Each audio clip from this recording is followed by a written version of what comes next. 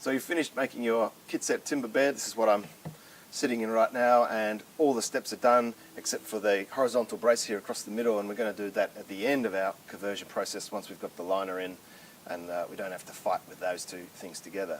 So a couple of points for your site preparation before you want to convert your bed frame into a wicking bed is you want to get it as level as is reasonable. It doesn't have to be dead eye level, but certainly for visuals and to get the wicking bed operating well internally with your outlet and all those little functions, you want it to be within the lines.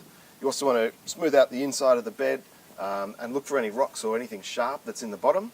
If you're going onto something that's not smooth, then you can always put in a little bit of sand or some extra screenings or even a piece of geotextile fabric, and that'll just help protect the liner, which is your absolute #1 priority. So now we've got the site prepped, let's convert this bed. So we've finished our site prep, and now we need to put a hole in this brand new bed for our outlet setup. There's a couple of considerations when you're siting your overflow. One, where the water's going to go, of course. If you can reuse it to something else, run it off to another tree, that's always a bonus. And two, when you're in a small space like this one, then path access is going to be an issue. So if we had on this side, for instance, you're probably going to crack your shins on it.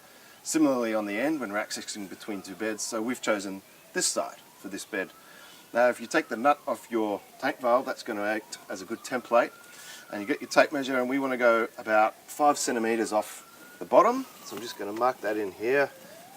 It's around about there, and we're going to do a dry fit or a double check.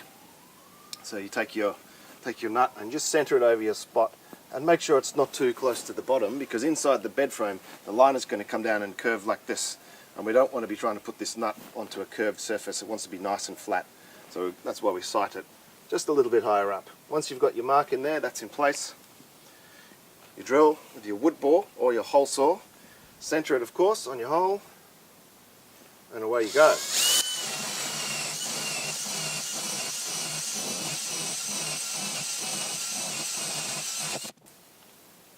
Beautiful. One hole, ready for the liner.